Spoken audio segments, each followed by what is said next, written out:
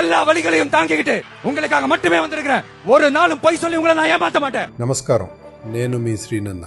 Cinema వెండితెరపై రికార్డులు తిరగరాసిన దళపతి విజయ్ ఇప్పుడు రాజకీయ క్షేత్రంలో నిప్పులు కురిపిస్తున్నారు.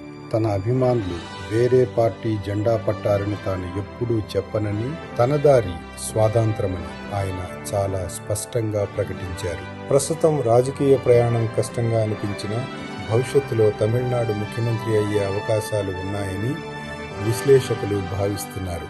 అయితే తమిళనాడు అంటే కుల రాజకీయాలకు అడ్డా. యువతలో మార్పు వస్తున్న ఈ పాత వ్యవస్థ విజయ్కు పెద్ద అడ్డంకిగా మారే అవకాశం ఉంది. ఇది కేవలం ఓట్ల కోసం చేస్తున్న పోరాటం కాదు, దశాబ్దాలుగా పాతుకుపోయిన సిస్టంతో దళపతి చేస్తున్న భారీ యుద్ధం. ఒక స్టార్గా గెలిచారు, మరి ఒక లీడర్గా ఈ వ్యవస్థను మారుస్తారా? కాలమే సమాధానం చెప్పాలి. నిజం తెలుసుకోండి, నిజాన్నే నమ్మండి. జై హింద్.